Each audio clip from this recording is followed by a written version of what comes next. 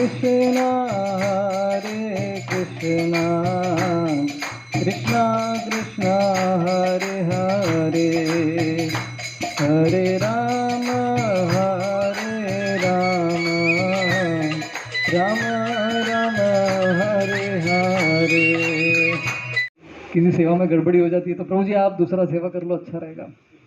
तो शिव जी को भी जो है सेवा बदल दी गई थी, मतलब आप जन्म मत दीजिए, जीवों का जन्म मत दीजिए, आप जाइए तपस्या कीजिए, ध्यान मग्न हो जाइए। तो इस तरह से शिव जी का बदल जाता है सेवा। तो शिव जी है कौन?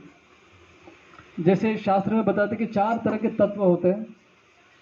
एक है विष्णु तत्व, दूसरा है जीव तत्व जो हम लोग हैं, फिर इसके अलावा भी और 2 तत्व होते हैं, वो है शक्ति तत्व और शंभु तत्व या शिव तत्व जिसे कहते हैं। तो 4 तत्व मतलब सत्य है ये 4 सत्य के तत्व को जानना बहुत जरूरी है। तो हम तो जीव तत्व है, तो हम भगवान तो बन नहीं सकते, हम साधारण जीव है, तटस्थ शक्ति हमको कहते हैं। और शक्ति तत्व कौन है? भगवान की शक्ति है, भगवान को शक्तिमान कहते हैं और भगवान की शक्ति को शक्ति रूप कहते हैं। करेक्ट। सो दुर्गा जी भगवान की शक्ति है, श्रीमती राधा रानी भगवान की शक्ति है, लक्ष्मी, रुक्मिणी, ये सब भगवान की शक्तियां हैं। तो ये शंभु तत्व कौन है फिर अलग से? तो शंभु तत्व है, ना ही वो जीव तत्व है ना ही विष्णु तत्व है, दोनों के बीच में है। राइट। साधारण जीव की तरह भी नहीं है, लेकिन साक्षात नारायण भी नहीं है वो। राइट। उनके पास भी बहुत सारी शक्तियाँ, तो ये एक अलग तत्व है जिसको समझना बहुत जरूरी है। तो इसको समझाने के लिए ब्रह्मा जी अपने ब्रह्म संहिता में जो उनकी प्रार्थनाएं हैं उसमें अच्छे से स्पष्ट रूप से बताते हैं।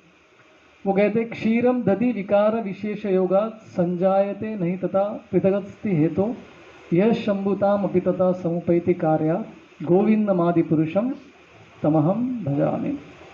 तो इसमें कहते हैं जैसे क्षीर, क्षीर का मतलब क्या होता है? दूध। सो दूध को हम फाड़ते तो क्या बनता है?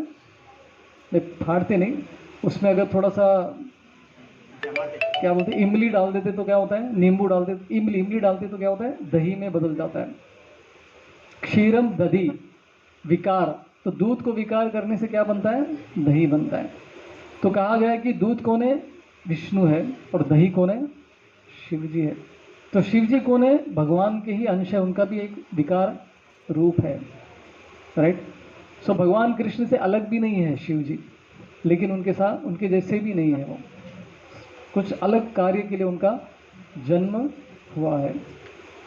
तो क्या दही दूध में बदल सकता है? दूध दही में बदल सकते हैं, वापस दही से दूध बना सकते हैं क्या हम लोग? नहीं बना सकते। उसी तरह से शिव जी जो है विष्णु नहीं बन सकते। तो ये समझना जरूरी है। तो शिव जी का जन्म क्यों हुआ, उनका क्रिएशन क्यों किया, उनकी सृष्टि क्यों हुई? तो स्पेशल कार्य के लिए भगवान ने उनको बनाया गया।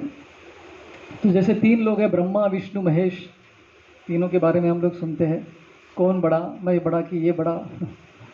तो हम लोग जब यात्रा जाएंगे अपने तिरुपति यात्रा में, इसके बारे में चर्चा करेंगे। तीनों का स्टोरी आता है, भृगु मुनि का स्टोरी आता है।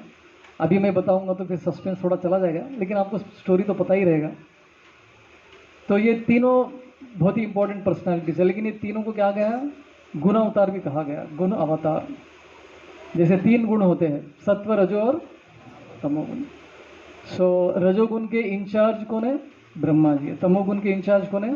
शिव जी। और सत्वगुण के विष्णु है। तो इस तरह से ये गुणों की ये आधिपत्य इनके हाथ में है। तो क्या इसका मतलब है ब्रह्मा जी रजोगुण में रहते हैं और शिव जी हमेशा तमोगुण में रहते हैं? नहीं, उनको इंचार्ज बना गया, लेकिन कभी कभी उनके अंदर ये एलिमेंट भी आ जाता है, कभी कभी उनके अंदर रजोगुण और तमोगुण भी उसका मिक्सचर आता है। तो ब्रह्मा जी के अंदर ये रजोगुण तमोगुण आने की वजह से शिव जी का जन्म हुआ उसी समय पे, गुस्से के कारण जो है उनका जन्म हुआ है। तो और एक इंपॉर्टेंट कार्य क्या है शिव जी का? डिस्ट्रक्शन पोटेंसी बोलते हैं उनको। मतलब सृष्टि के अंत में जो तांडव करते शिव जी, और सृष्टि का अंत भी करते हैं। राइट। सो डिस्ट्रक्शन पोटेंसी मतलब संहार करने की शक्ति भी जो है शिव जी को दी गई है। जब 5 पांडव के 5 पुत्र सो रहे थे, तो उस समय पे अश्वत्थामा आके उनको तलवार से सबको मार देता है नींद में। स्टोरी पता है ना आपको? रात में नींद में उनको मार देते हैं। तो जिस तलवार से अश्वत्थामा उनका वध करते हैं वो तलवार स्वयं शिवजी आके उनको देते हैं अश्वत्थामा को। तो शिवजी क्या है, डिस्ट्रक्शन पोटेंसी, मतलब संहार करने की शक्ति उनके अंदर होती है। जैसे रामायण में भी कहते हैं रावण से युद्ध करने से पहले राम जी जो है शिव जी की पूजा करते हैं, क्योंकि वो डिस्ट्रक्शन, जो संहार करने की शक्ति, उसको इन्वोक करने के लिए, रावण को हराने के लिए। कभी कभी भगवान भी ऐसे लीला करते हैं, भक्तों का सहारा भी लेते हैं। तो इस तरह से शिव जी का जन्म हुआ और उनका जो तत्व है उसको हमने समझने का प्रयत्न किया, कैसे वो दही है, भगवान विष्णु जो है वो दूध के समान है।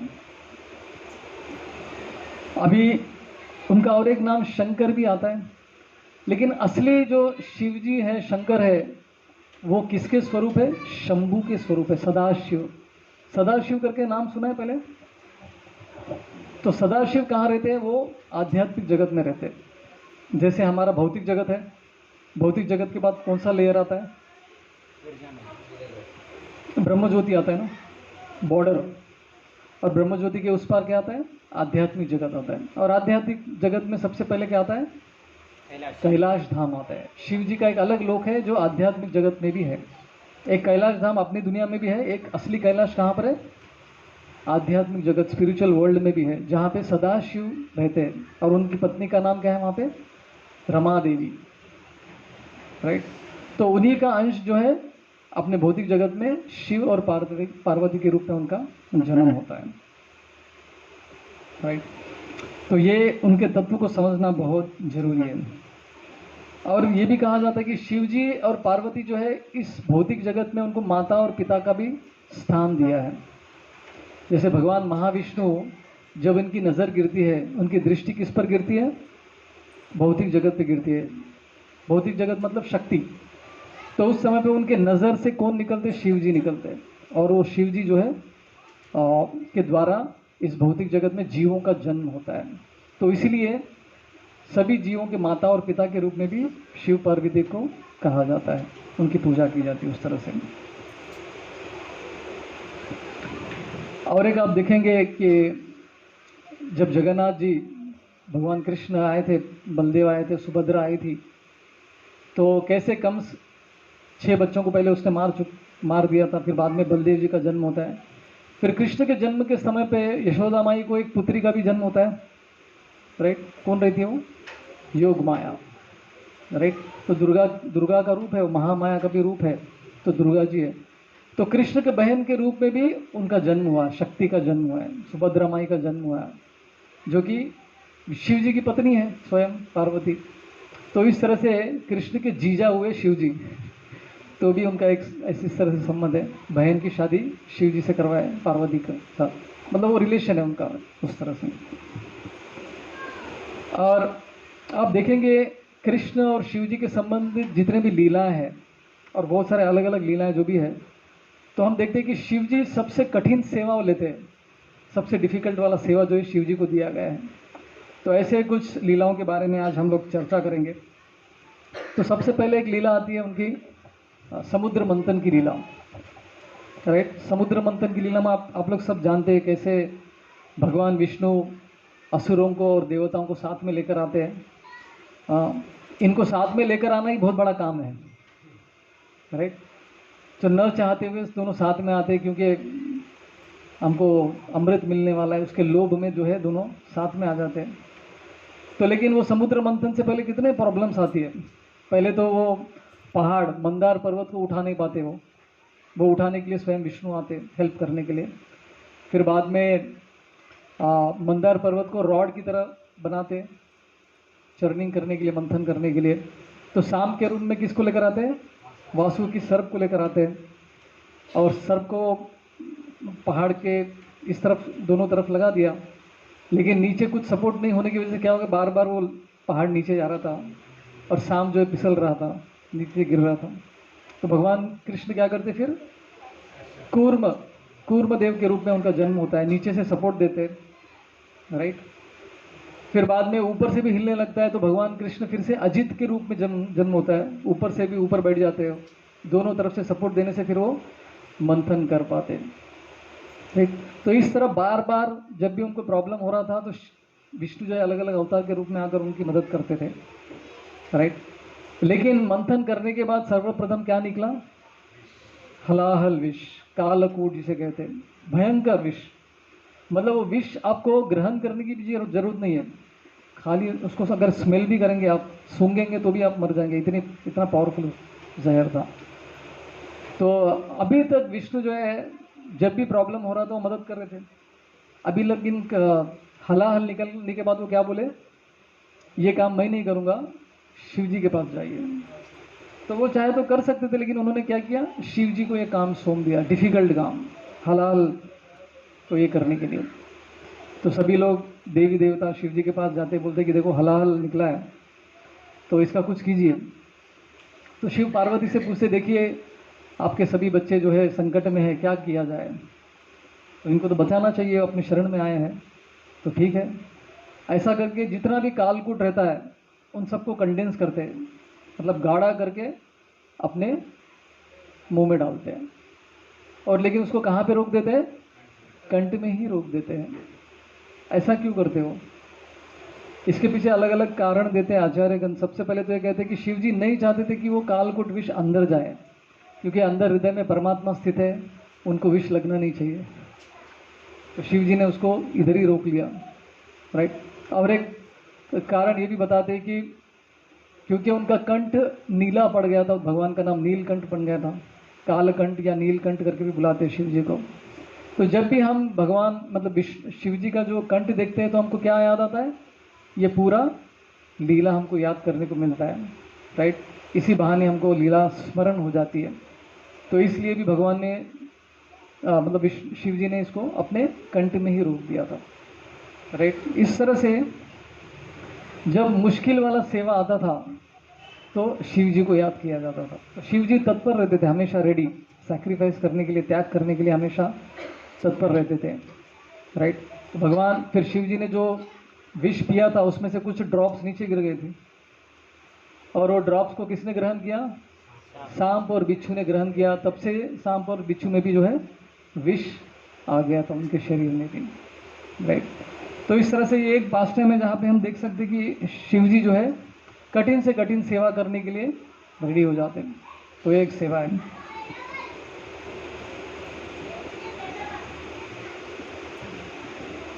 और पार्वती को वो ये भी कहते हैं, विष पीने से पहले पार्वती जी से कहते हैं कि पार्वती देवी, भगवान की प्रसन्नता के लिए जब हम कोई भी संकट उठा लेते हैं, कोई भी त्याग करते हैं, तो इससे भगवान प्रसन्न हो जाते हैं। तो उनकी प्रसन्नता के लिए मैं ये विष पीऊँगा। तो उनके विष पीने का कारण क्या था? विष्णु को प्रसन्न करना था, कृष्ण को प्रसन्न करना था, राइट। तो जो भी तपस्या हम अपने जीवन में करते हैं, अगर वो भगवान की प्रसन्नता के लिए करते हैं तो इससे हमको लाभ मिलता है, राइट। बहुत सारे लोग तपस्या करते हैं, हाँ, तो आजकल भौतिक जगत में तो बहुत तपस्या बढ़ गई है, न चाहते हुए भी लोगों को तपस्या करना पड़ता है, लेकिन वो विष्णु के लिए नहीं है, इसलिए उसका लाभ नहीं मिलता है, राइट। लेकिन विष्णु कृष्ण के लिए जो भी हम तपस्या करते हैं तो उसका फल भी हमको मिलता है। और दूसरा स्टोरी आपको पता है, जब भगीरथ मुनि गंगा का आह्वान करते हैं, गंगा को बुलाते हैं, राइट। तो उस समय पे एक संकट आ गया उनके सामने कि गंगा का प्रवाह तो बहुत स्पीड से आता है, क्योंकि गंगा जी कहाँ से आ रही है? भगवान के धाम से आ रही है, राइट। वहाँ से ऊपर से फ्लो हो रहा है और स्वर्ग लोक से होते हुए धरती पर आने वाली है वो।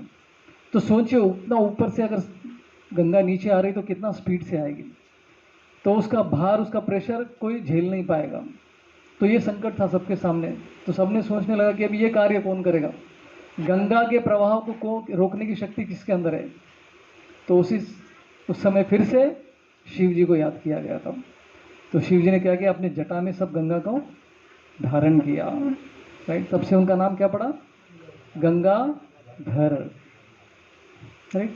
तो उनके जटा में गंगा गिरने के बाद फिर वो प्रभाव एकदम, उसका फ्लो जो है, प्रेशर कम हो जाता है, राइट। फिर वहाँ से नीचे आराम से आइए। लेकिन अभी भी जो प्रेशर है काफ़ी ज़्यादा है वो, राइट। आप में से कितने लोग ऋषिकेश गए? ऋषिकेश गए होंगे, देवप्रयाग वगैरह गए होंगे, तो वहाँ पे कितना स्पीड है, राइट। गंगा का फ्लो एकदम बहुत पावरफुल रहता है। तो वो कैसे शिव जी के जटा पे गिरने के बाद का स्पीड है वो, सोचिए अगर डायरेक्ट नीचे गिरता तो क्या होता, धरती फट के दो टुकड़े हो जाते थे। तो वो शिव जी ने अपने जटा में उसको धारण करके उसको रोक लिया, राइट। तो इसलिए शिव जी का नाम फिर गंगाधर पड़ा। तो इस तरह से कठिन सेवा करने के लिए शिव जी आगे आ जाते, सभी लोग उनको ही याद करते। भगवान विष्णु भी जो है प्रसन्न होते अपने भक्तों को अगर उनका गुणगान होता है तो, राइट। तो और एक स्टोरी आती है कृष्ण और शिव जी के संबंधित, राइट। तो एक बार एक राक्षस था जिसका नाम था बाणासुर, उसके 1000 हाथ थे, राइट। शिव जी के भक्त थे वो। तो शिव जी जब तांडव करते थे, डांस करते थे, नृत्य करते थे, तब ये बाणासुर जो है अपने 1000 हाथों के साथ तबला बजाता था, ढोलक बजाता था, इतने हाथों के साथ। सोचिए क्या आवाज़ आती थी, राइट। तो शिव जी बहुत प्रसन्न हो जाते थे और ये भी उनकी भक्ति अच्छे से करते थे। तो महान भक्त थे शिव जी के बाणासुर। तो लेकिन एक समय पे क्या हो गया, उनकी पुत्री थी, उसका नाम था उषा। बाणासुर की एक पुत्री थी, उसका नाम उषा था। तो उषा को, इस लड़की को प्रेम हो जाता है अनिरुद्ध के साथ, जो कि कृष्ण का पोता था, प्रद्युम्न का पुत्र, उसका नाम अनिरुद्ध था। तो उन दोनों के बीच में प्रेम हो जाता है। तो एक बार क्या होता है, फिर ये मिलने के लिए वहाँ पर जाता है उनके महल में, बाणासुर के महल में जो है अनिरुद्ध जाता है और वहाँ पे उसको पकड़ लेते हैं, राइट। अभी ये खबर द्वारका में पहुंच जाती है कि इनके बच्चे को किसी ने पकड़ लिया है, बाणासुर का नामक राक्षस ने पकड़ लिया। अभी क्या किया जाए, चलो युद्ध करना पड़ेगा, ये तो सुन नहीं रहे। तो कृष्ण के और बाणासुर के बीच में युद्ध छिड़ जाती है। एक तरफ कृष्ण है, बलराम, सात्यकी, सभी लोग हैं, दूसरी तरफ बाणासुर है। तो बाणासुर का सैन्य भी बहुत पावरफुल था, बहुत शक्तिशाली था, काफ़ी लोग थे उनके यहाँ भी। तो बाणासुर जो है शिव जी को याद करते हैं, बोलते कि मैं युद्ध कर रहा हूँ, मेरी सहायता करो। तो शिव जी आते सहायता करने के लिए बाणासुर की। अभी विचार कीजिए, एक तरफ कौन है, बाणासुर और शिव जी है, और दूसरी तरफ कौन है, कृष्ण बलराम जी है। युद्ध चल रहा है, घमासान युद्ध।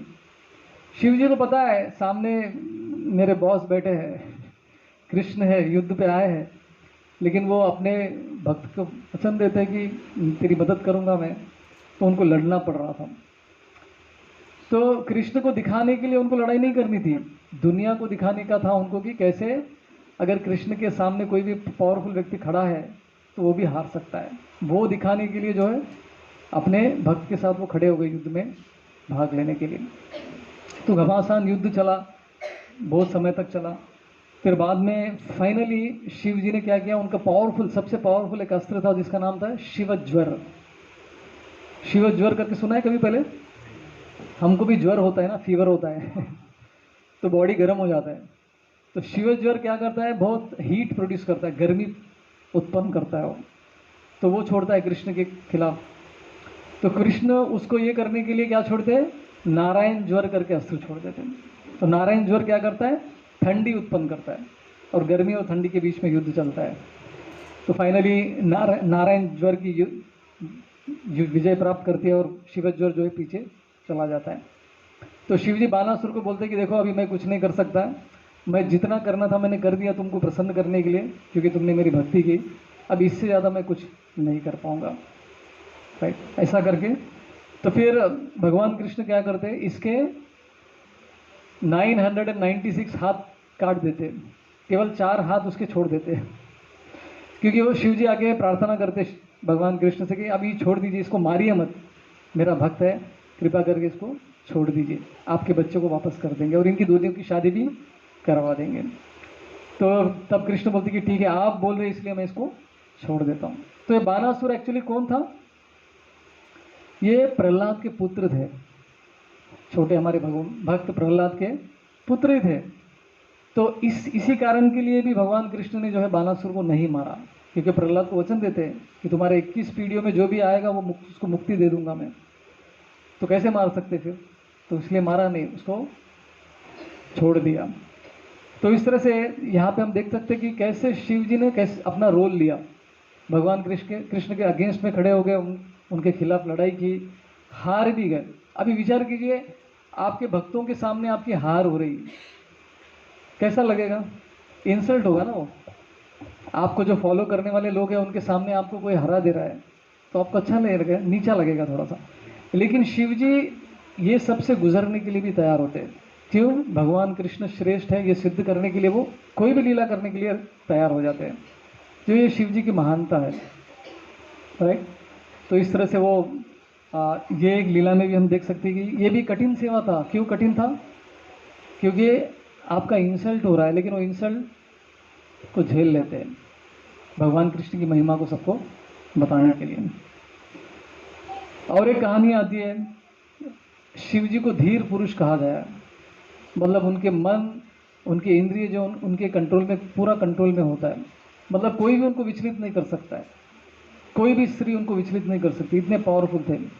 एक बार कामदेव आए थे उनकी परीक्षा लेने के लिए और वो फेल हो गए, कामदेव फेल हो गए और शिव जी ने उसको भस्म भी कर दिया, कामदेव को जलाकर राख कर दिया था। ये भी एक कहानी आती है।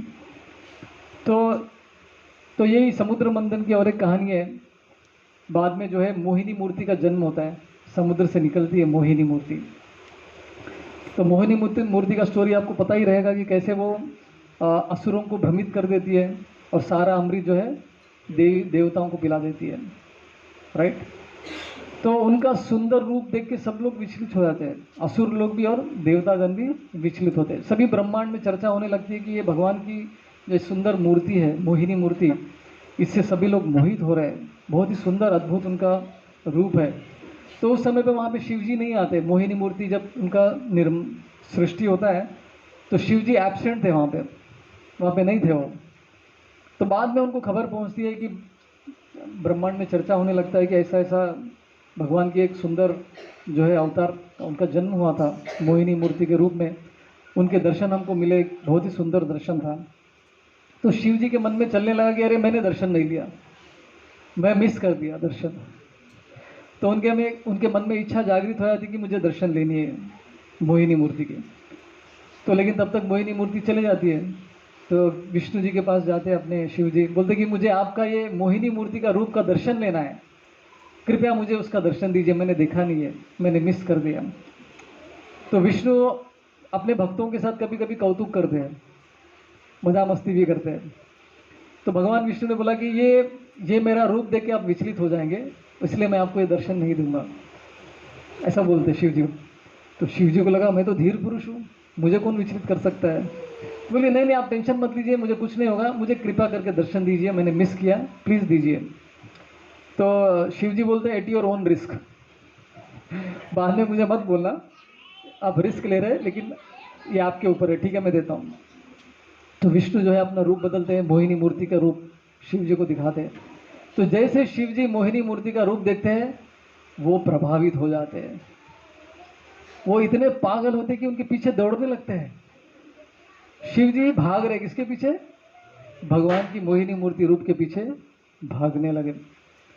अभी पूरी दुनिया देख रही है शिव जी धीर पुरुष है, यहाँ पर एक स्त्री के पीछे भाग रहे हैं उसके साथ एंजॉय करने की इच्छा से। तो और मोहिनी मूर्ति जानबूझकर कैसे किसी जगह से जा रही थी जहाँ पे भी शिव के भक्त बैठे थे, उसी आश्रम से वो गुजर रहे थे। तो उनके जितने भी भक्त थे सभी देख रहे थे शिव जी को क्या हुआ, ये तो अपने धीर पुरुष है और ये लड़की के पीछे क्यों भाग रहे हैं। तो विष्णु जो है बार बार ऐसे ही जगह से घूम रहे थे जहाँ पे सभी उनके भक्त लोग बैठे थे, राइट।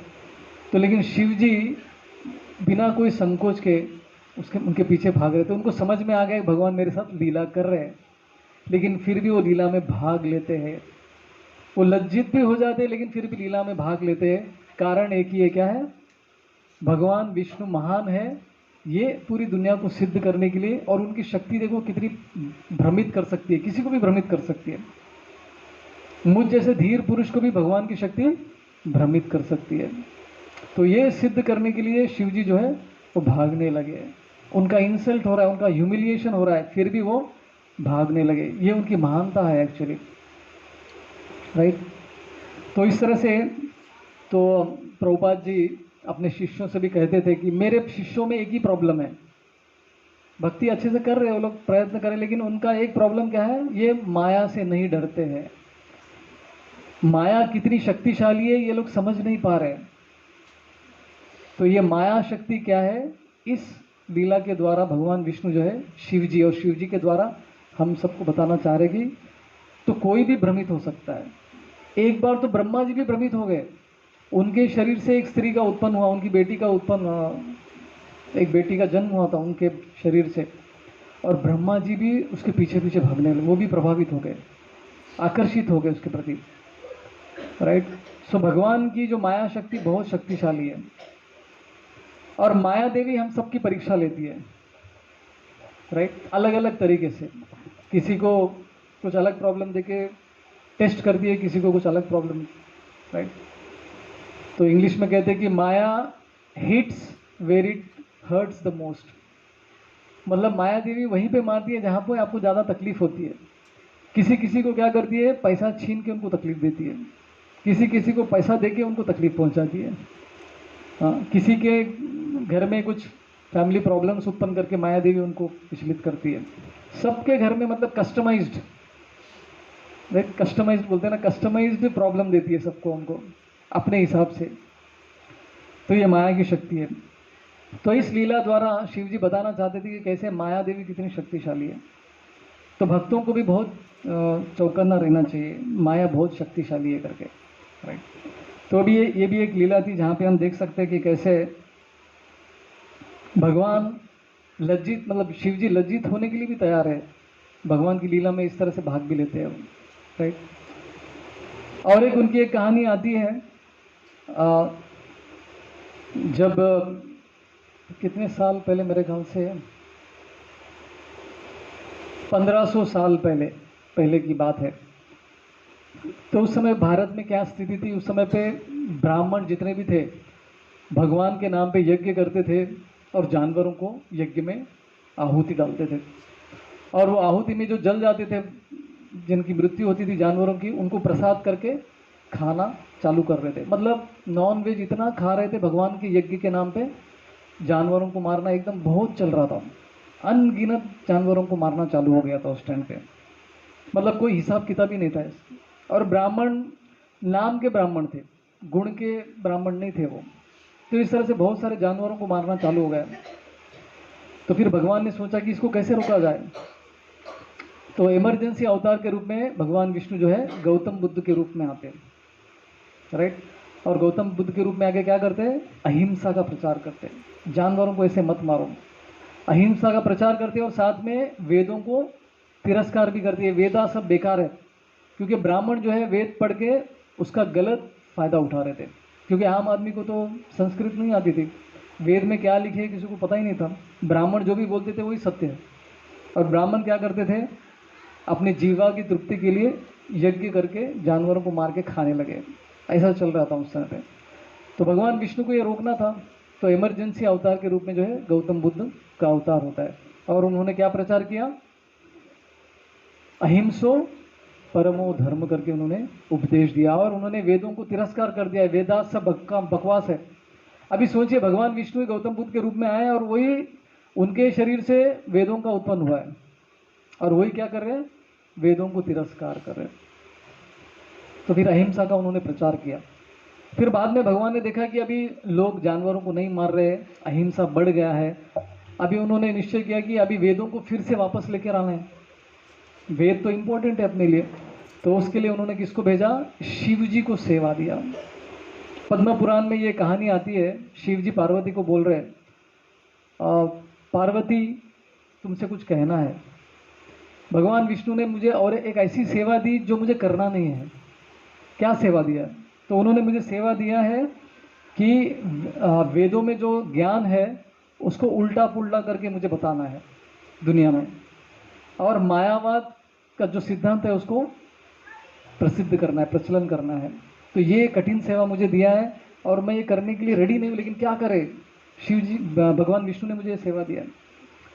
तो मायावाद का प्रचार करने के लिए भगवान विष्णु ने क्या किया, शिव जी को आदि शंकराचार्य के रूप में उनको इस धरती पे भेजा। तो आदि शंकराचार्य जी आए, और यहाँ पे उन्होंने क्या किया, वेदों में जितना भी ज्ञान था उसको तोड़ मरोड़ करके क्या कहा, हम भी भगवान हैं, आप भी भगवान हैं, हम सब भगवान बन सकते हैं। इसका ज्ञान प्रचार किया शिव जी ने, मायावाद फिलॉसफी को। और फिर से उन्होंने क्या किया, वेदों को रीएस्टैब्लिश कर दिया, फिर से उसका प्रामुख्यता जो है, उसका इम्पोर्टेंस बढ़ा दिया था। तो इस तरह से शंकराचार्य जी जितना भी ज्ञान था उसको उसको गलत तरीके से बताया सबको, लेकिन अंत में उनसे रहा नहीं गया शंकराचार्य को। उन्होंने बोला कि ये मैं क्या कर रहा हूँ, भगवान कृष्ण मेरे आराध्य भगवान है और मैं ये उनके बारे में सब अनाप शनाप क्या बोल रहा हूँ, ये भी भगवान बन सकते हैं, वो भी भगवान बन सकता है। तो अंत में उन्होंने क्या लिखा, भज गोविंदम भज गोविंदम गोविंदम भज मूढ़मते। उन्होंने बोला कि अरे मूर्खों, गोविंद का नाम भजन करो। बाकी सब मायावाद फिलोसफी पहले दे दिया, लेकिन अंत में उनसे रहा नहीं गया। उन्होंने क्या किया, फिर भागवत धर्म ही दे दिया। लेकिन उनके फॉलोअर्स ये अंत में जो शिव जी ने दिया उस पर ध्यान नहीं देते, राइट। वो बोलते कि देव के पुत्र वासुदेव ही जो है भगवान कृष्ण है, क्लियरली बोलते। भगवत गीता के महात्म्य में भी ये सब बताते हैं, राइट। शंकराचार्य जी कहते हैं एकम पुत्रम देवकी पुत्र गीतम, राइट, नहीं एकम गीतम देवकी पुत्र गीतम करके आता है। तो बोलते हैं कि देवकी पुत्र का गीत क्या है, भगवत गीता है, राइट। देवकी पुत्र कृष्ण ने क्या दिया हमको, गीत में, गीत के रूप में क्या दिया, भगवत गीता दिया है। तो सबसे पावरफुल मेन इंपॉर्टेंट बुक क्या है, भगवत गीता, शिव जी कह रहे हैं। और सबसे महान मंत्र क्या है, भगवान विष्णु का नाम महान है, ये भी स्वयं शिव जी भी बोलते हैं। तो इस तरह से उनको ये कठिन सेवक दिया था कि आप मायावाद का प्रचार करो, लेकिन अंत में उनसे रहा नहीं गया, उन्होंने भगवान कृष्ण की महिमा के बारे में भी बता दिया। तो ये भी एक सेवा, कठिन सेवा जो शिव जी को दिया गया था, और अच्छे से उन्होंने ये सेवा भी कर दिया था। और ब्रह्मांड में और एक बार एक प्रॉब्लम आया था। मय दानव ने 3 नगरों की सृष्टि की थी। ये 3 नगर कैसे थे, हवा में उड़ते थे ये नगर, राइट। इमेजिन कीजिए, आप विचार कीजिए कैसे सिटीज़ रहेंगी ये, हवा में उड़ने वाली सिटीज़ थी ये, राइट। तो राक्षस का नाम त्रिपुरासुर भी पड़ा, जिसकी ये सिटीज़ थे, और उसके द्वारा सब त्राही त्राही ब्रह्मांड में मचा रहा था। और ये प्रॉब्लम का हल करने के लिए भी सभी देवता कहाँ जाते हैं, शिव जी के पास ही जाते हैं। विष्णु कहते कि आप सब लोग शिव जी के पास जाइए, वही कुछ कर सकते हैं। तो इस तरह से वो 3 सिटीज़ का को नष्ट भी करते हैं शिव जी, इसलिए उनका नाम क्या पड़ा, त्रिपुरारी करके भी शिव जी का नाम पड़ा। अभी शिव जी के हृदय में बहुत करुणा भी है, कंपैशन जिसे हम कहते हैं, करुणा की भावना भी भर भर के है, राइट। तो जैसे श्रीमद् भागवत पुराण में भी परीक्षित महाराज पूछते हैं, भगवान विष्णु जो है वो कैसे है, एकदम बहुत सारे गहने जवाहरात पहन के एकदम एक राजा की तरह ड्रेसिंग करते हैं विष्णु, ऐश्वर्य उनके पास बहुत है। लेकिन भगवान विष्णु के भक्त कैसे हैं, सब गरीब, ज़्यादा पैसे वाले नहीं होते विष्णु के भक्त। लेकिन शिव जी कैसे हैं, कपड़ा तो कुछ है ही नहीं शरीर में, थोड़ा सा कुछ तो ये सब पहन लेते हैं नीचे गमछे की तरह, राइट। और शिव जी के पास घर भी नहीं है, पेड़ के नीचे रहते हैं, पहाड़ के ऊपर रहते हैं, कभी कभी तो स्मशान घाट में भी रहते हैं। तो ऐसा उनका जीवन है, पूरा शरीर पूरा वो क्या लगाते हैं, भस्म लगाते हैं। तो वो उनके पास कुछ ऐश्वर्य ही नहीं है शिव जी के पास, लेकिन उनके भक्त कैसे हैं, एकदम पैसे वाले हैं, ऐश्वर्यवान है। तो ऐसा क्यों करके परीक्षित महाराज प्रश्न करते हैं सुखदेव गोस्वामी को। तो इसके पीछे फिर सुखदेव गोस्वामी कहते हैं कि भगवान विष्णु जानते हैं कि उनके भक्तों को ज़्यादा पैसा नहीं देना चाहिए, राइट, नहीं तो ये पैसे के मोह में इधर ही फंस जाएंगे, मुक्ति मोक्ष के लिए प्रयत्न भी नहीं करेंगे। और शिव जी क्या है, महादेव भी कहते हैं, देवों में सबसे महान देवता है शिव जी। तो देवी देवता का फर्ज क्या होता है, जो भी भक्त उनकी आराधना करते हैं उनको मनचाहा वर देते हैं वो, राइट। लेकिन भगवान कृष्ण विष्णु जो है उनकी आराधना करने पर मनचाहा वर नहीं देते हैं, राइट। सिद्धि विनायक जैसे मंदिर नहीं है सिद्धि विनायक वांछा क्या होता है, ऐसे बहुत सारे मंदिर है गणेश जी के, मनचाहा वर आप मांग लीजिए, आप सब सफल हो जाएगा आपका, इस तरह से। तो भगवान विष्णु कोई भी चीज़ आसानी से नहीं देते, लेकिन देवी देवता जो है आप जो भी मांगे उनको आसानी से दे देते हैं। खास करके शिव जी, उनका एक नाम क्या है, आशुतोष। आसानी से उनको हम लोग रिझा सकते हैं, प्रसन्न कर सकते हैं, लेकिन बड़ी आसानी के साथ गुस्सा भी आता है उनको, ये भी याद रखना है हमको राइट। तो उनका एक नाम आशुतोष भी है। तो भगवान कृष्ण नहीं चाहते कि उनके भक्त जो है ऐश्वर्य के मोह में फंस जाए और मेरी आराधना भक्ति करना छोड़ दे, इसलिए नहीं देते अब। राइट, जो चाहिए वही अपने भक्तों को देते हैं। जैसे मैं कह रहा था कि शिव जी के मन में करुणा की भावना बहुत है, तो इसलिए लोग हमेशा क्या सोचते हैं, ये जो असुर लोग हैं, ये भूत प्रेतगण है, उनका उद्धार कैसे हो सकता है, उसके बारे में भी विचार करते हैं। राइट, तो अभी हम लोग इतना हम लोग प्रचार कर रहे हैं, लेकिन हमारे सत्संग में भूत पिशाच लोग तो आके नहीं बैठते हैं, तो होंगे तो पता भी नहीं चलेगा हमको। राइट, तो ऐसे जीवों का उद्धार कैसे हो सकता है, तो शिव जी जो है ऐसे लोगों का भी उद्धार के बारे में विचार करते हैं। तो इसलिए शिव जी के मन में जो है बहुत करुणा की भावना होती है। तो भूत पिशाचगण हमेशा जो है शिव जी के साथ रहते हैं, तो शिव जी उनको धीरे धीरे करके भगवान की भक्ति के मार्ग में लेकर आते हैं। तो ये भी एक उनकी महिमा है।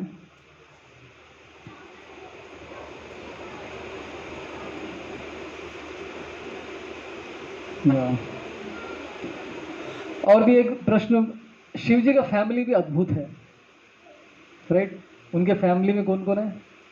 शिव जी है, पार्वती है, गणेश और कार्तिकेय है।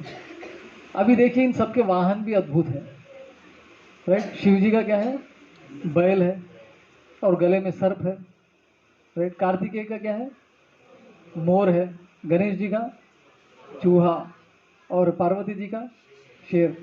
अभी सोचिए ये सभी जानवर एक ही घर में रहते हैं और एक दूसरे का दुश्मन भी है। मोर जो है सांप और चूहे को खाता है, सांप जो है चूहे को खाता है और शेर तो सबको खाता है।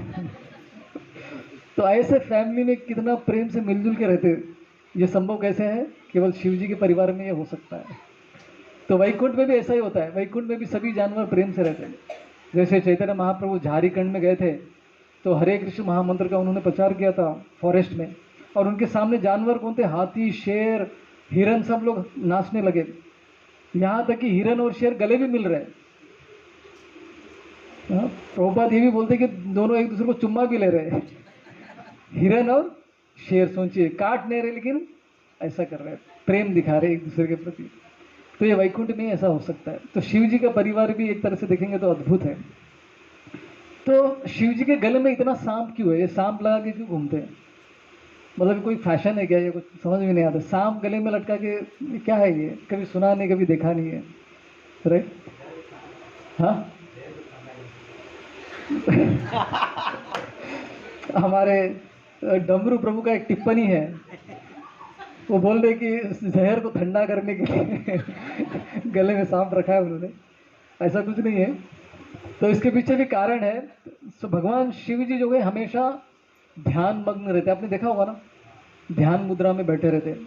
तो पार्वती जी उनको बोलती कि क्या इतना ध्यान कर रहे हैं आप, किसका ध्यान कर रहे हैं? तो बोल के मैं 1000 साल ध्यान करने के बाद इसका जवाब दूंगा करके पार्वती को कहते हैं। फिर बाद में कहते कि मैं ध्यान किस पे कर रहा था? मेरे आराध्य संकर्षण, भगवान संकर्षण पर मैं ध्यान लगा रहा हूँ। तो संकर्षण कौन है? भगवान कृष्ण के ही अंश है।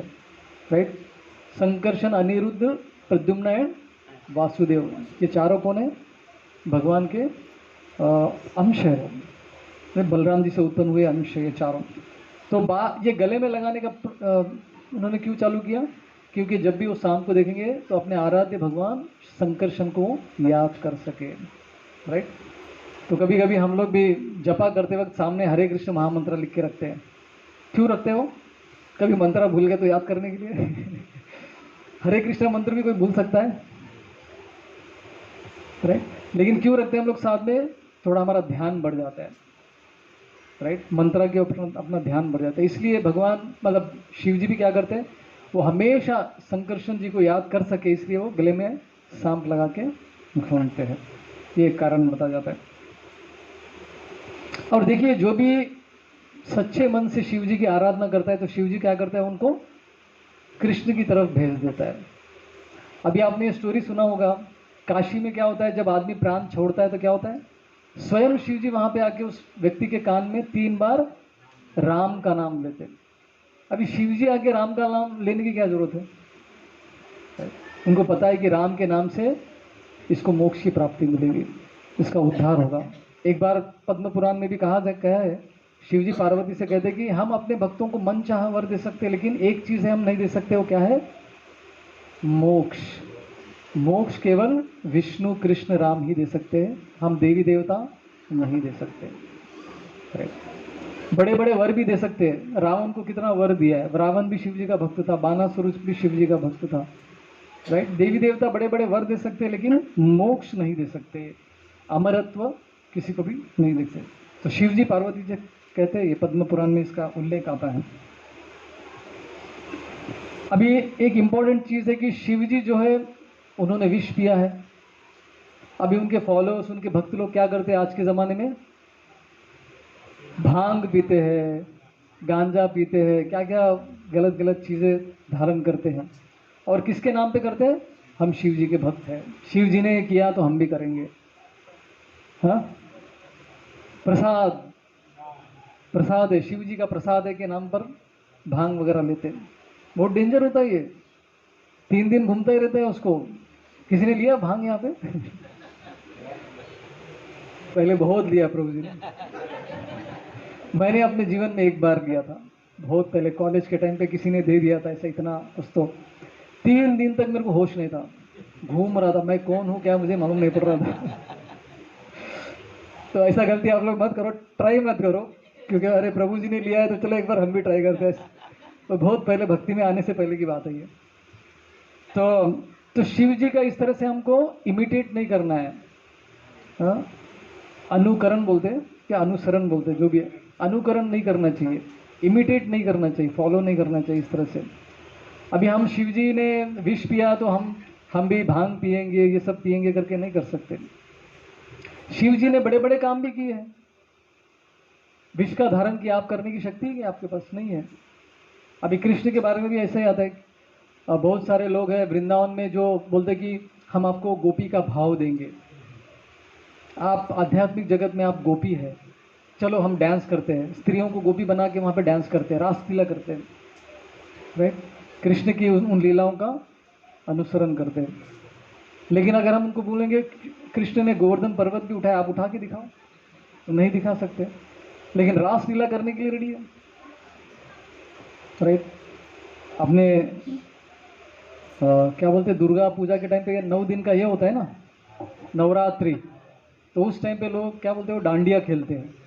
तो वो क्या है, वो इमिटेशन ही है, अनुसरण ही है रासलीला का, राइट। गलत चीज़ है, भगवान ने किया तो हम भी करेंगे। भगवान ने बहुत सारे बड़े बड़े कार्य भी किए, आप कर सकते हैं क्या? नहीं कर सकते। तो इस तरह से शिव जी के भक्त लोग हैं अनुसरण करते गलती से, महाजनों ये ना गता स पंथा, तो लेकिन इसको भी सोच समझ के करना पड़ता है। शिव जी भी एक महाजन है, 12 महाजनों में से एक शिव जी का भी नाम आता है।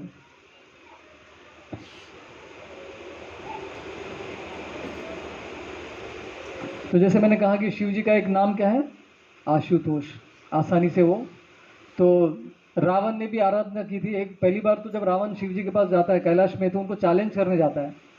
हाँ, वो कैलाश को उठाने का प्रयत्न करता है, थोड़ा भी नहीं उठता है, उसका हाथ नीचे दब जाता है, उसका शरीर नीचे दब के अटक जाता है वो, तो कई साल तक वो अटका रहता है नीचे, कैलाश के नीचे। बाद में फिर वो प्रार्थना करता है शिव जी को, बहुत सारी प्रार्थना करता है, माफ़ी मांगता है, भगवान मुझे क्षमा करो, आशीर्वाद दो। फिर तब जाके शिव जी प्रसन्न होकर उसको छुटकारा देते हैं नीचे से। फिर बाद में फिर उसको आशीर्वाद भी देते बहुत सारा, अपना तलवार भी देते शिव जी उसको, चंद्रहास करके एक तलवार होता है, तो रावण को भी देते हैं। तो हम देखते हैं कि ये शिव जी ऐसा क्यों करते हैं, रावण जैसे लोगों को इतना कृपा क्यों देते हैं? तो इसके पीछे भी कारण है, भूत पिशाच को इतना क्यों वो कृपा दे रहे हैं। हाँ, वृकासुर नामक एक राक्षस था, राइट, वो भी शिव जी की आराधना करता है शक्ति प्राप्त करने के लिए, ये स्टोरी आप सबको पता ही रहेगी, वृकासुर करके नाम था। तो शिव जी को पता है ये तो निखट्टू निकम्मा है, कुछ तो गलत ही मांग लेगा, तो शिव जी दर्शन ही नहीं देते उसको। लेकिन बाद में वो क्या करता है, शिव जी को अभी मजबूर करने के लिए तलवार लेके अपना ही गला काटने के लिए रेडी हो जाता है। तो अभी कुछ चारा नहीं था शिव जी के पास, तो प्रसन्न प्रकट हो जाते उसके सामने, बोलते क्या चाहिए मूर्ख बता, अभी क्या करेंगे। तो वो बोलता है कि वो मांगता भी तो वो क्या मांगता है, मैं जिसके भी सर के ऊपर हाथ रखूंगा वो भस्म हो जाना चाहिए। अभी शिव जी मन में सोचते कि क्या मांग क्या रहा है तू, क्या फायदा होने वाला है, दूसरों को मार के सुखी रह सकता है क्या तू? तो क्या कर सकते हैं, तुमने अभी मेरी आराधना की है, मुझे पुकारा है तो देना ही पड़ेगा मुझे। तो देवी देवता जो है मजबूर हो जाते वर देने के लिए। भगवान कृष्ण को कोई मजबूर नहीं कर सकता है, उनकी इच्छा, जो देना है वो देंगे, नहीं देना है तो नहीं देंगे, ऐसा है उनका। तो शिव जी जो है मजबूरी के साथ वो उसको वर देते हैं। तो शिव जी के साथ पार्वती भी प्रकट होती है। तो इसको वर मिल गया, भाई शक्तिशाली बन गया, लेकिन उसकी नज़र किस पे गिरी? पार्वती के ऊपर नजर गिरी। आराध्य शिव जी की पत्नी के ऊपर नजर डालता है वो, और पार्वती को पकड़ने के लिए दौड़ता है। तो बोलते कि अरे ये तो पागल है। तो पार्वती वहां से गायब हो जाती है, वो शिव जी के पीछे भागने लगता है। तो शिव जी भाग रहे हैं, पीछे वृकासुर भाग रहा है, राइट। चारों पूरे तीनों लोगों में सब रनिंग रेस चल रहा है दोनों का। तो यहाँ पे भी शिव जी जो है एक तुच्छ पोजीशन ले रहे हैं। वो चाहे तो उसको मार भी सकते हैं, लेकिन वो चाहते थे कि भगवान विष्णु कुछ लीला करे यहाँ पे। तो उसी समय पे विष्णु जी छोटे बालक के रूप में वहाँ पे अवतरित होते हैं सीन पर, और इससे मिलते हैं वृकासुर को। उसको रोकते, बोलते अरे क्या कर रहे हो, कहाँ भाग रहे हो आप, थोड़ा रुकिए रुकिए थोड़ा। तो बोलते नहीं नहीं, शिव जी को मारने के लिए भाग रहा हूँ, उनके सर पे हाथ रखना है, उनको भस्म करना है। तो शिव जी ने मेरे को वर दिया है। अरे जिसने वर दिया उसी को मारने जा रहे हो, कैसे आदमी हो तुम? जिस थाली में खाया उसी थाली में छेद कर रहे हो, आस्तीन के सांप है आपको। तो समझ में आता है कि ये मूर्ख को कुछ समझ में नहीं आने वाला, ये तो पागल है। तो फिर वो वृकासुर पूछते क्या आपको विश्वास है कि शिव जी ने जो वर दिया वो काम करेगा? बोला हाँ, उन्होंने इससे पहले बहुत सारे वर बहुत सारे लोगों को दिया, सब काम किए। तो नहीं नहीं, मेरा उनके साथ ऐसा अनुभव है कि उनका वर काम नहीं करता है। नहीं। तो वृकासुर बोलते हैं आपको कैसे मालूम? अरे मुझे पता है, उस बहुत बार ऐसा हुआ है। और फिर ब्राह्मण, ये लड़का बोलता है वृकासुर को, एक काम करो, अगर आप जाएंगे शिव जी के सर पे रखेंगे, अगर वर काम नहीं गए तो क्या होगा? पूरे ब्रह्मांड के सामने आप लज्जित हो जाएंगे। अरे ये तो मूर्ख बन गया, शिव जी ने इसको वर दिया और काम नहीं किया, और इसने उसको एक्सेप्ट भी किया, तो आपकी जग हंसाई हो जाएगी पूरी दुनिया के सामने। हाँ, ऐसा करके उसको पूरा फुसलाते हैं, उसको पूरा भ्रमित कर देते हैं। और अंत में बोलते हैं कि देखो, कुछ भी करने से पहले टेस्ट करना चाहिए, राइट। काम करेगा नहीं, पहले टेस्ट करो, बाद में शिव जी के सर पे हाथ रख देना। पहले आप टेस्ट कीजिए काम करता है कि नहीं, अपने सर पे हाथ रखिए और देखिए। देखते तो उसको इतना भ्रमित कर देते कि उसको विचार में आता ही नहीं कि मैं क्या कर रहा हूँ। जैसे मैंने कहा, भगवान की माया शक्ति जो है बहुत पावरफुल है, किसी को भी भ्रमित कर सकती है। वृकासुर तो एक राक्षस था, तो वो पागलपन में, मूर्खता में क्या करता है, अपने ही सर पे हाथ रख देता है और उसकी मृत्यु उसी क्षण हो जाती है। लेकिन वो, उसको अनुभव करने के लिए उसके पास जीवन ही नहीं रहा, वो वर काम करता है करके मर चुका था। तो इस तरह से उसकी मृत्यु होती है। तो इस लीला से भी हम देख सकते हैं कि कैसे शिव जी जो है आशुतोष है। कैसे भी लोग हैं जो भी है वर मांगते दे देते, लेकिन अंत में उसका प्रभाव क्या होता है? भगवान विष्णु की कीर्ति बढ़ जाती है उससे। अंत में उनकी इच्छा भी यही होती है। गलती हो जाती है, ऐसे वर दे देते, लेकिन अंत में क्या होता है? जैसे ब्रह्मा जी भी कितना वर देते हैं हिरण्यकशिपु को, लेकिन अंतिम में किसकी कीर्ति बढ़ गई? नरसिंह भगवान की कीर्ति बढ़ जाती है, राइट। इस तरह से ये भी एक वृकासुर की कहानी आती है। जैसे बहुत सारे ऐसे राक्षसों पे शिव जी ने अपना कृपा दिखाया। शाल्व, रावण, बानासुर, जयद्रथ, काशीराज, ये सब शिव जी के परम भक्त थे, और बहुत ही पावरफुल लोग भी थे ये लोग, राइट।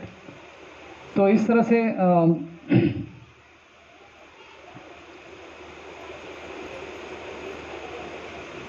शिव जी को गुस्सा भी आता है, तो उनका धीर पुरुष भी है, लेकिन कभी कभी गुस्सा दिखाते हैं तो सामने वाला टिक नहीं पाएगा उनके सामने।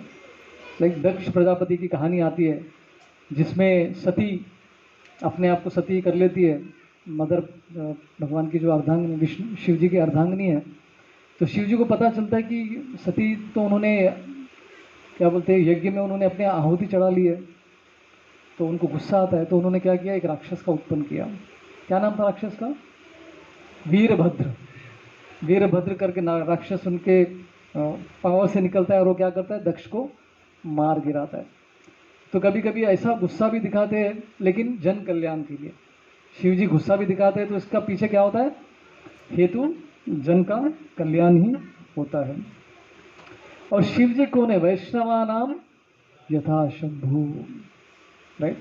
जब शिव जी भगवान विष्णु के भक्तों को देखते हैं तो उनके मन में प्रसन्नता होती है। जैसे श्रीमद् भागवतम में कहानी आती है, प्रचेतास की कहानी आती है। प्रचेतास सब भाई थे ये लोग। तो एक बार वो लोग विष्णु की आराधना कर रहे थे, तो आराधना करते वक्त वहाँ पे शिव जी आते हैं और बहुत प्रसन्न हो जाते हैं इन सबको देख के, और इन सबको भी वर देते कि आप भगवान के परम भक्त बन जाए, राइट। और ऐसी कृपा वो मार्कंडेय ऋषि पे भी दिखाते हैं। शिव जी बोलते कि भगवान के भक्त कितने कितने अच्छे होते हैं, राइट। उनका गुणगान करने में शिव जी को बहुत प्रसन्नता होती है।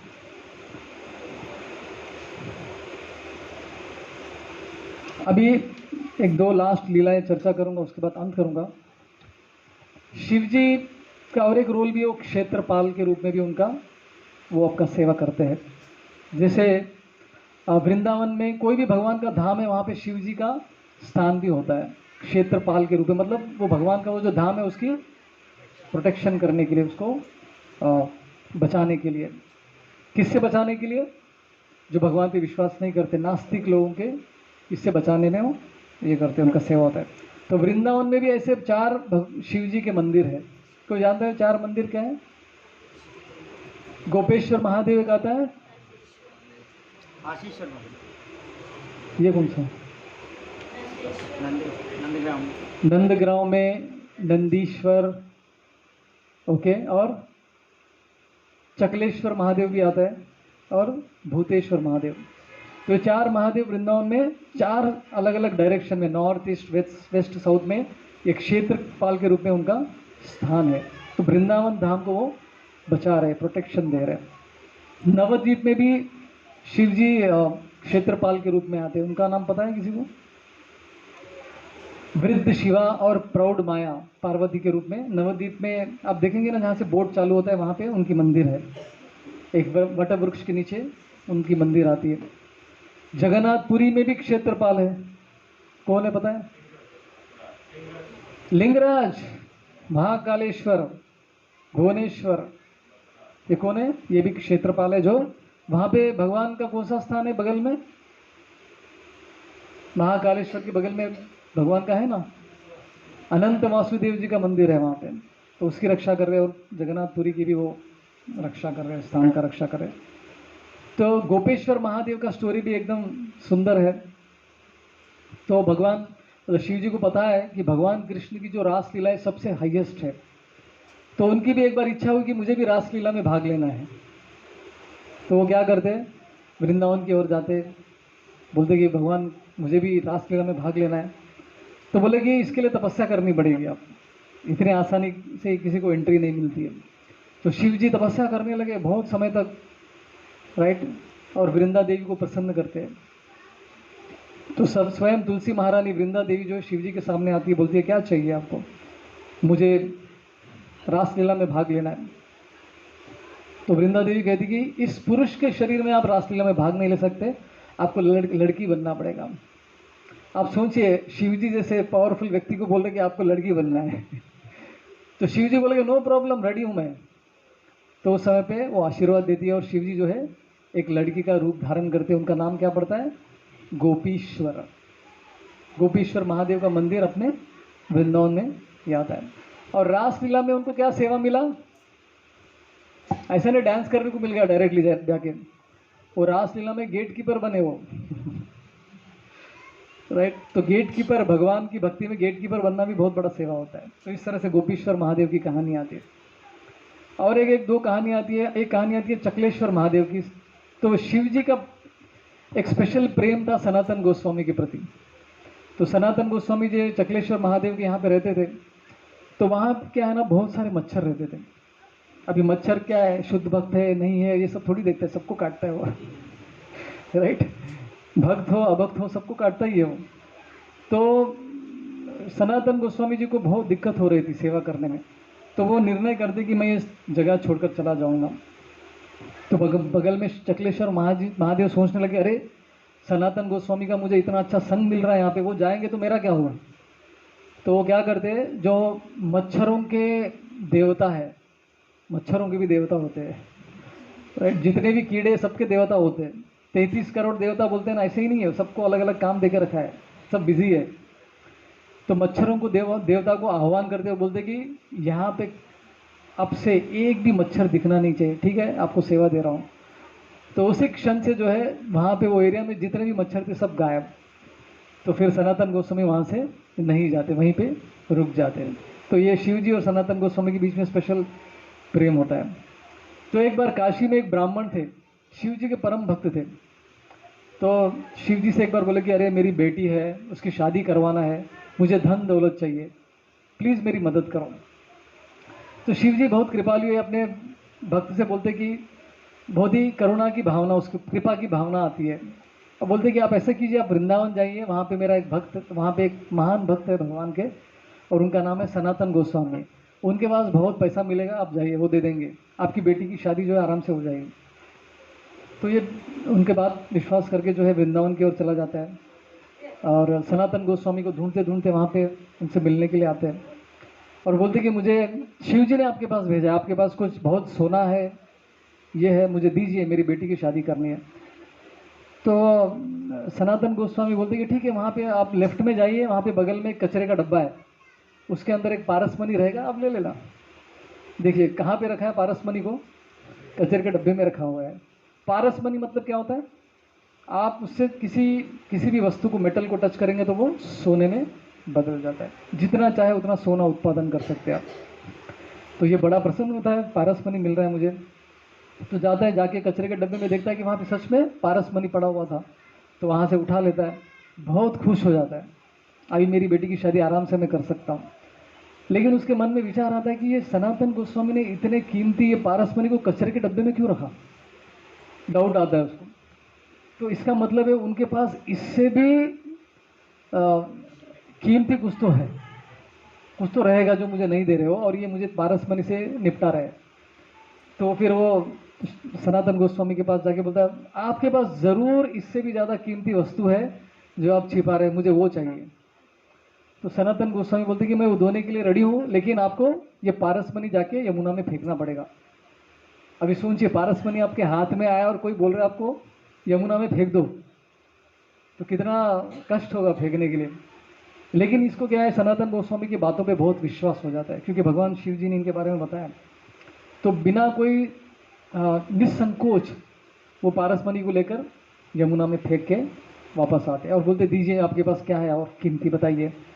तो बोलते मेरे पास केवल एक ही कीमती वस्तु, वो है हरे कृष्णा कृष्णा कृष्णा हरे हरे, हरे राम राम राम हरे हरे। ये मंत्र जो है उस ब्राह्मण को देते। देखो सबसे कीमती यही है, और वो मंत्र लेके वो प्रसन्न हो जाता है, दुखी नहीं होता है।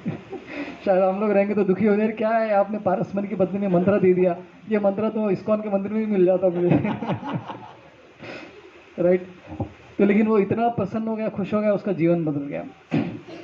बाद में वो भगवान कृष्ण का बहुत परम भक्त बन गए थे। तो इस तरह से शिव जी की और बहुत सारी लीला है भगवान कृष्ण के संबंधित, लेकिन अभी समय भी हो गया तो मैं यहीं पे विराम देता हूँ अपने इस सत्र को। हरे कृष्णा। कोई किसी को प्रश्न है तो पूछ सकते हैं, एक आध प्रश्न, या फिर हम कीर्तन करेंगे। नहीं तो जी एकादशी आ रहा है और नेक्स्ट डे पारण है, लेकिन नेक्स्ट डे शिवरात्रि है, पारण कर सकते हैं क्या हम? तो मैं क्या जवाब दूंगा उनको? बोला आपकी इच्छा, राइट। लेकिन पारण हम लोग भक्त लोग तो कर लेते हैं, हम लोग, हमने तो किया ही है। हरे कृष्णा। अभी गौर पूर्णिमा पास में आ रहा है, तो हम लोग एक भजन गाएंगे, चैतन्य महाप्रभु के गुणगान करता हुआ एक भजन है, शची शुताष्टकम, आपके ग्रुप में डाला है सबके लिए।